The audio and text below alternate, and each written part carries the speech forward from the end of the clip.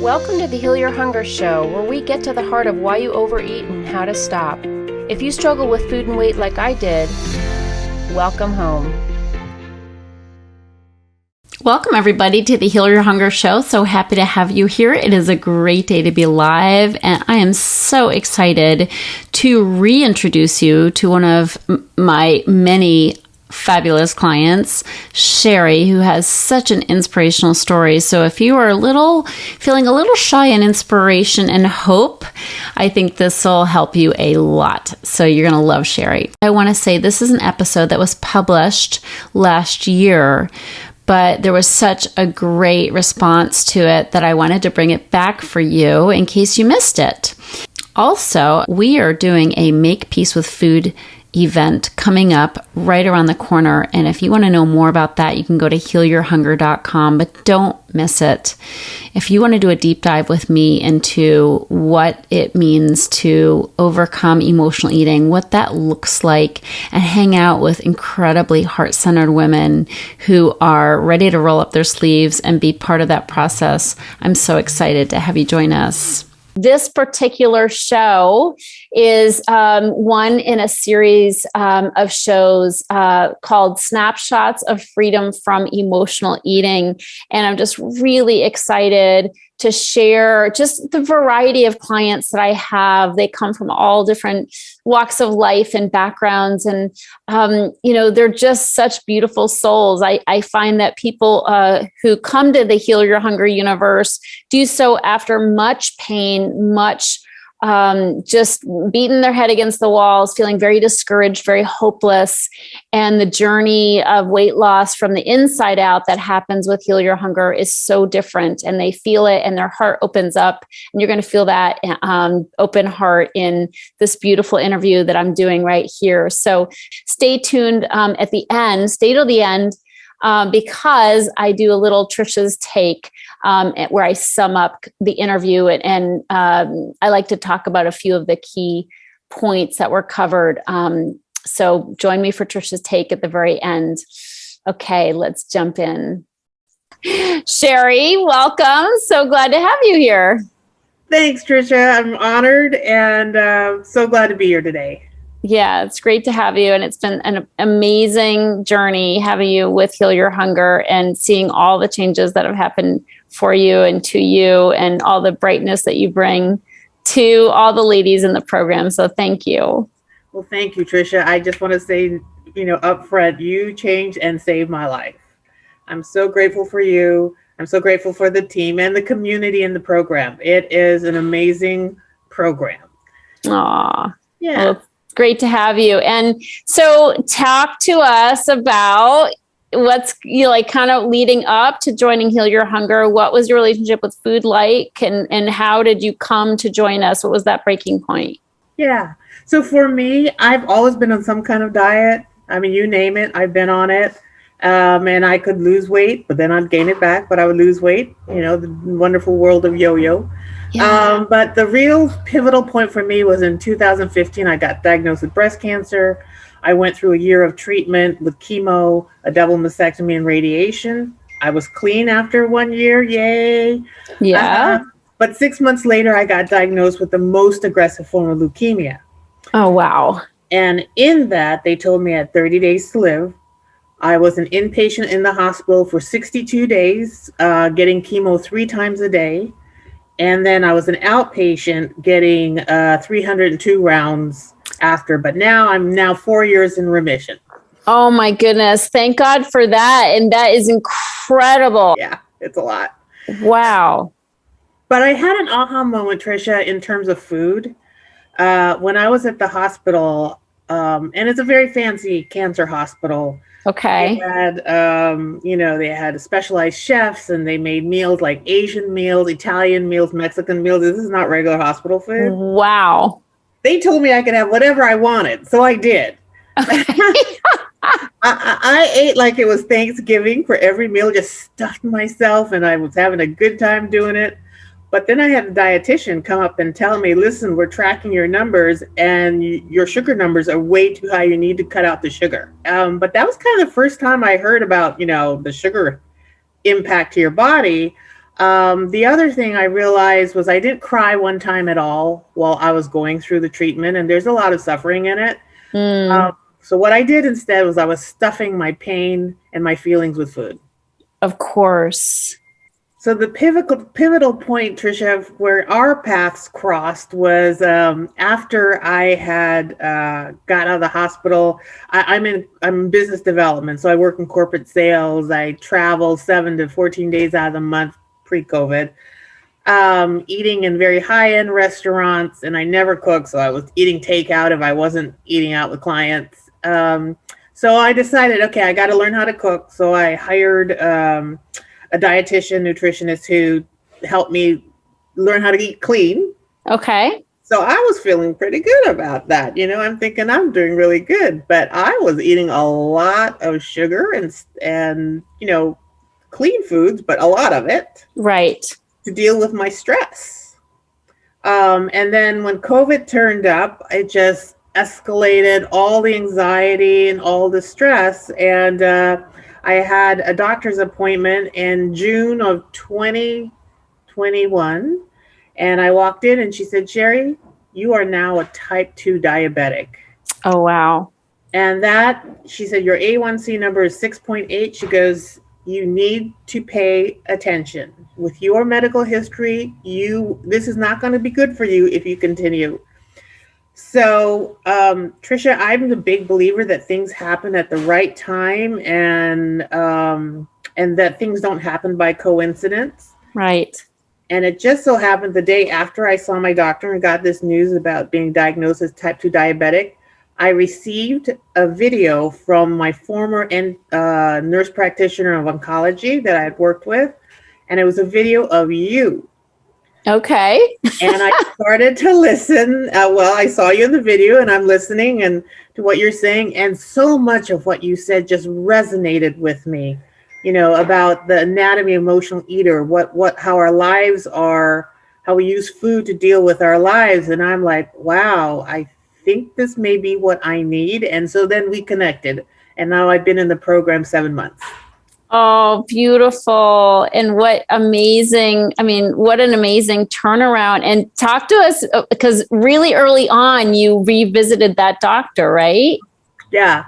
So 3 months after I started the program, I had gotten off sugar and I was eating my regular meals. Those of you in the program know it as 3-meal magic. So I was eating regularly and I didn't even have any sugar cravings. I think that's the part that kind of blew my mind. So then 3 months after my diagnosis, I went back to see my doctor and we did another round of the blood work. And people, numbers don't lie. Okay. Right. People give you a lot of things, but numbers in the doctor doesn't lie. So my blood sugar went from June at 6.8, which is a type 2 diabetic, to 5.8, which is a pre-diabetic, and normal is 5.7. I mean, my doctor was bouncing on the balls of her feet with excitement. Wow. She said it was such a huge improvement that she rarely sees, and she wanted to know, what did I do? So I shared with her about you and the program, and she goes, I want Tricia's information because this is the resource I need to share with my own patients. So yeah. That was a testimony to her to see my blood sugar numbers drop that fast in 3 months to, almost a normal level. That's incredible. That's amazing. Good for you. I love it. So this is a different path, obviously, the things you had done. And how would you describe the pivot that you made? Yeah, so obviously at the beginning, my kind of focus was the food and the weight, right? I mean, I lost that first 3 months, I lost the dress size, and that was really exciting. But as I went through the program, I realized this isn't about food. It's not about food at all. This is about me. This is about my anatomy as an emotional eater. So I got to start to understand about my personality traits and then also about triggers. And the heavy lifting that I've had to do is about dealing with my triggers. And the self-care tools that we learn at Heal Your Hunger is huge on how I get through every day now. It's huge. And when you say trigger, you're not talking about foods. No, I'm talking about stress, anger, shame, those type of triggers. When they get triggered, then I want to use food so I don't deal with them. Right. That's what I've been doing with it. I feel now more relaxed and peaceful. I mean, don't get me wrong. I still get stressed and anxious, but I know I have immediate tools now that I'm able to use and calm myself down so that I don't have to go to food. Yeah. Yeah, that's huge. And do you have people in your life that have noticed a difference in you? Mm-hmm. I would say this part, Tricia, really gets me because, oh, gosh, I can't even tell you. It's so more than I could ever believe. But one of the things that really has strengthened with me has been with my family. I mean, everything starts at home, right? In some form or fashion. I've had through the work that we've done and dealing with some of the deeper stuff, I've been able to have difficult and challenging conversations of forgiveness and asking to be forgiven. I've never been able to do this before. And I think without the tools and a supportive community that we have and the coaching, I was able to go to my two sisters who live here also in California, be able to really have that heart-to-heart talk and ask for forgiveness. It's just been so beautiful for me. That's incredible. I've also been able to learn. I mean, even though I'm corporate sales and I come across as a fairly confident person, I don't usually ask for what I need. And I'm now learning to ask for what I need to be in a healthy place, in a healthy space with my friends, my family, and my work. That's beautiful. Yeah, that's a big change. We on the outside, we can be bold and confident, right?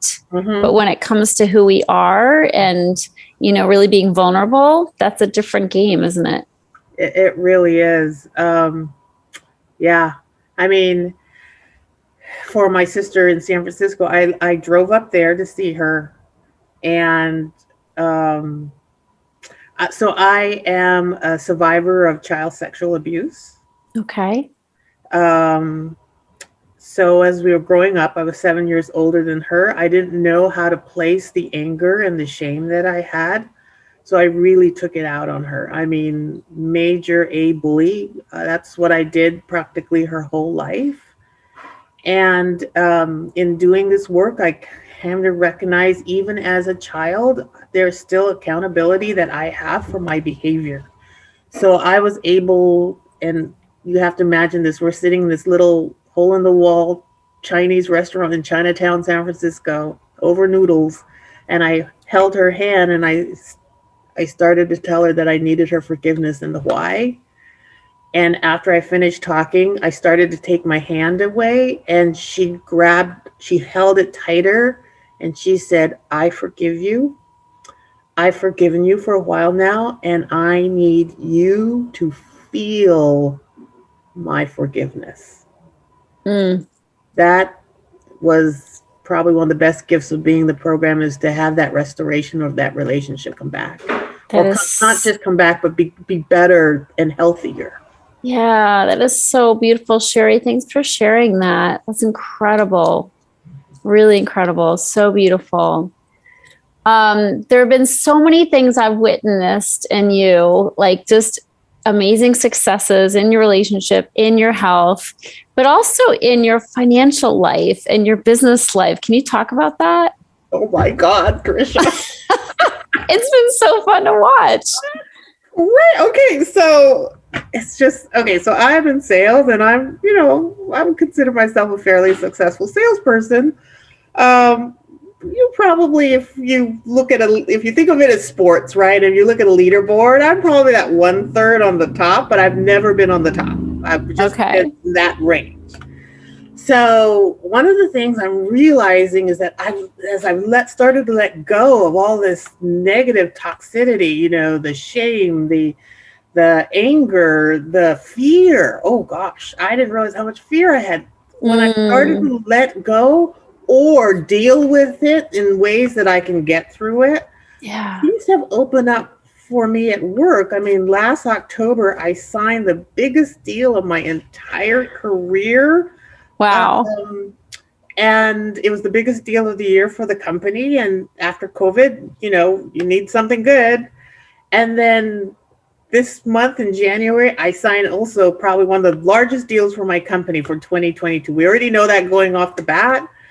I mean, it's like abundance and finances are flowing in, and it's, I think I got the space for it now to attract all that abundance, where before all that stuff that, all that negative and toxicity stuff, I was just hanging on to and using food to cover it. Now I've let it go, and boom, it's flowing. It is flowing abundantly. I love that. What a beautiful testimonial. And it's true. Like, our channels are blocked when we have all that negative emotion and self-doubt and self-worth stuff going on. Congratulations. That is so cool. That's super cool. Yeah. Good for you. Talk about, so you have a really high powered job, and I love that you talked about having new tools for stress, and whereas you used to eat, but now it's like you have new tools, which is not something we get from diets, right? Yeah. Yeah. Yeah. So I think two of the biggest ahas I had in terms of work was one, I guess you could have called me a workaholic. I was working 12 hours a day, 5-6 days a week, doing that for years. And you would have thought that getting cancer would have changed those behaviors, but they didn't, because I realize now that I had tied my work to my own value. And that the way I felt good about myself was to win. Right. And to get recognition. But I'm realizing now that Sheri, the person with feelings, is more important. So I have been, this past year, and it's been a little bit of a roller coaster, because this was a hard one for me, been setting better boundaries, being able to communicate what my personal needs are at work.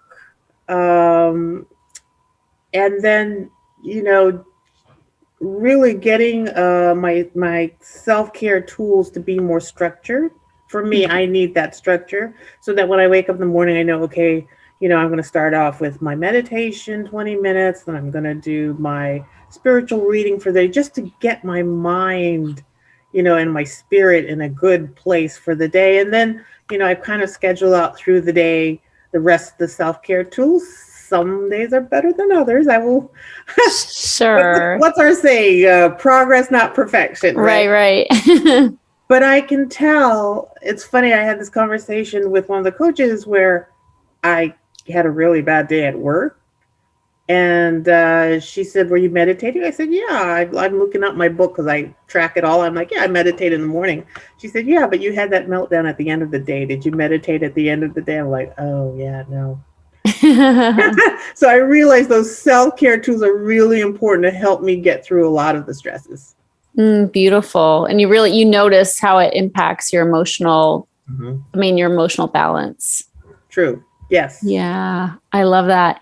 I remember when we first talked and you came into the program or were making your decision, you're really concerned about community and whether you'd fit in, or kind of like that felt really uncomfortable to you. Can you talk about that, kind of how that's played out for you?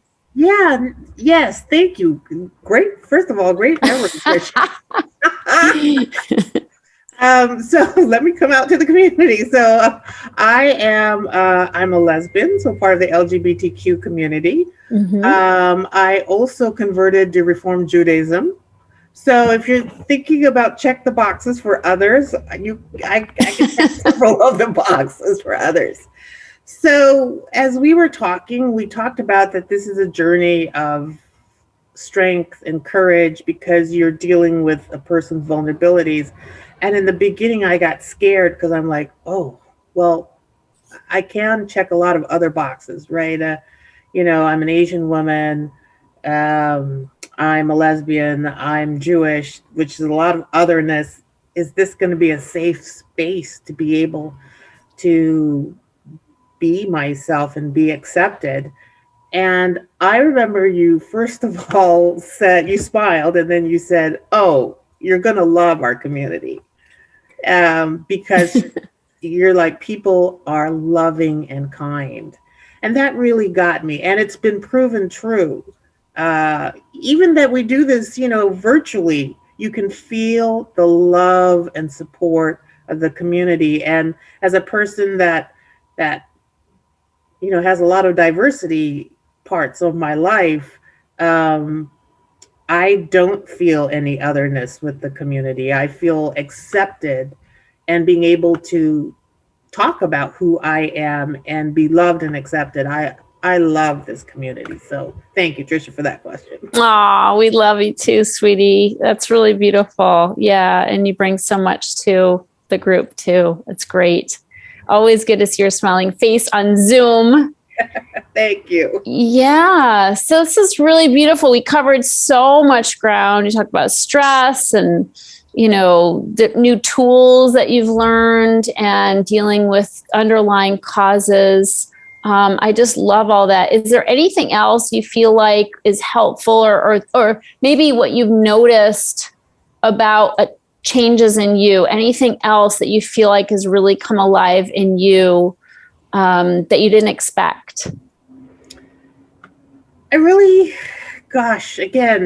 Tricia, your program is amazing. I mean, I go through the modules and I'm like, oh, how does she know that about me? Kind of. It's like, she's psychic. She knows these things. So there's been a lot of aha moments being in the community, but where I really see myself is that this is a space to grow and to heal, not just the body, but your mind, your heart. It's deepened my spiritual walk with God, and I've always been part of some kind of religious community in one form or fashion, and I've even gone to therapy, but there's something deeper than that takes place. I mean, I support religious communities and therapy. Don't get me wrong. I think they're important, but I think that we really get to the heart of the matter. It's the answers to my why. I always had why this, why, and I'm finding those answers to my why here. So again, your program has definitely changed my life. I have more life, I have more love, I have more peace, more joy. That's all coming from the program. Aw, so beautiful. And your incredible hard work and commitment. So thank you so much for sharing all that, Sheri. You really are such a beautiful soul. And I'm so grateful to know you. And thanks for being so open and willing here to share your story. I know it will inspire so many people. Thanks, Tricia. I'm again honored to participate. And I hope that it will, if one person feels moved to call you and say, I want to be part of it, it is worth it. It is totally worth it. Aw, you have such a big heart. Thank you, Sheri. Welcome. Okay, here's my take. First of all, wow, what an incredible and really motivating interview this was. Sheri's experience and her courage is incredible. She's been through so much in her life. And I love how, her relationship with food changed and had to change because her health, her entire life was at stake. And that's really true for all of us when we're eating unhealthy foods in unhealthy amounts. But it certainly came into direct focus with Sheri and her health and her battle with cancer. So hooray for Sheri and what she's been through and how she went through such an incredible transformation with her health to the point of her doctor being totally amazed and impressed and wanting to be able to refer other people to this incredible resource. I love how Sheri talked about her financial success, how the clarity that overcoming emotional eating has brought to her work, and how much better able she is to do her work and carry the message in her work to the point of being the top saleswoman. Incredible. And then talking about the healing with her family, so beautiful. And as you might have noticed, this journey, this Heal Your Hunger journey, does have so little to do with food and so much to do with healing our relationships in every single way. So I'm so happy that Sheri came and shared her experience. And what I want to really dig into and comment on is the community that Sheri experienced and felt so much a part of. This is something that a lot of people miss on their weight loss journey. I think all of us have a sense of shame around not being able to control ourselves around food. And that shame carries over into our determination to try to fix this on our own, to be isolated, to do the diet, read the book, do what it says, and get better. And yet it eludes us when we try to do it on our own. So what Sheri got from community is what studies show community does for those on a weight loss journey. A few ways that community helps, being a part of this incredible community that Sheri has been a part of. First of all, it gives us encouragement and motivation. It's so easy to get discouraged when it's us and the food. Food looks at us all day long from the kitchen, calls to us. And if we don't have that community behind us to encourage us and motivate us, it's easy to fall prey to the siren songs of ooey gooey chewy foods. The shared experiences that we get from community, ending the isolation when we have these binges. I know for myself, it was so secretive. I didn't want people to know what I did behind closed doors with food. Or to get rid of the food. And the community enables us to step out of isolation, to shed that sense of shame, realizing other people have had the same problems and same experiences. And that in itself is so incredibly healing. Also, when we get inspiration from other people's stories, that motivates us. It helps us see what's possible. It helps us try new things. It's like Sally's doing it or Jennifer's doing it. I'm going to try that too. We won't get that when we're just doing this alone. Also, what I find in the Heal Your Hunger community on Facebook, in our Zoom calls, is that we celebrate each other. We get celebrated. And we get recognized and seen. And this is so powerful. This too is healing. As emotional eaters, we're not very kind to ourselves. We say mean things to ourselves. We berate ourselves for not having more control. And when you're in a community of women who are cheering you on, celebrating your successes, lifting you up when you stumble and fall, boy, oh boy, that is so integral to the healing journey. And also the humor and the tears that come when we do this together. I know for myself, if I didn't laugh, I wouldn't enjoy myself and I wouldn't last very long. And the beautiful thing in our community is we have a lot of laughter. We can laugh at ourselves. We can laugh at the crazy things we've done. There's an identification that enables us to kind of lighten up about it. Because there's a solution, because we're on a healing journey, we can look back and see some of the really funny things and crazy things we've done or thought, and really shed the shame and walk out into the sunlight. And also the accountability. We've got to have accountability. If we just listen to our heads, we're going to be listening to a lot of rationalizations and a lot of excuses, but when we're accountable, when we're held accountable, we toe the line, we follow through. It just kind of lifts us up and enables us to take that next step. And the face-to-face interactions, when we're together on our Zoom calls with the Heal Your Hunger community, we can look at each other, we can see each other, we can witness each other's growth and progress. And, to see women around the globe who have struggled in the exact same way that we have, to share in that common journey is so healing. It's really a balm for the soul. And, as emotional eaters, we're not hungry for food. We're hungry for connection. And that's why community is so vital, because it's literally a piece of the healing puzzle. And without it, we're missing that really important opportunity to heal at a deeper level. So I'm glad Sheri took advantage of this community. She's been an important part of it. As you can tell, she's incredibly insightful and wise, and she's brought that to the community. Each woman brings so much of her past experiences and struggles and successes to our community, and that's what makes it so rich and so healing. So I hope you enjoyed this interview. Please reach out if you're realizing you're lacking community, if that's the missing piece to your weight loss puzzle, if you've been trying to do it alone, if you've been feeling like you should be able to do it alone, guess what? If you could have, you probably would have, and we're not meant to do this as an island. I believe God put us here together to share in our common experiences and to lift each other up.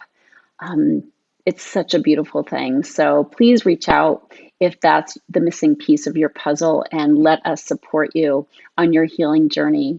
Thanks so much for watching. It's been such a pleasure. Have you heard? The Make Peace with Food event is coming up just around the corner. Make Peace with Food is a 3-day online retreat where we will deep dive into the underlying causes of why you feel compelled to eat foods that you know aren't good for you. This is a beautiful, incredible, intimate experience with other people around the globe who struggle with food and weight, who are ready to get off the diet track and onto a real path of healing. So join me for the upcoming Make Peace with Food event. The tickets are crazy inexpensive right now. We have an early bird price going on. So join me by going to makepeacewithfood.live. Makepeacewithfood.live. Grab your ticket and let's do this. If you enjoyed this podcast and want to get free support, insider health info, exclusive invites to events, and more, visit healyourhunger.com.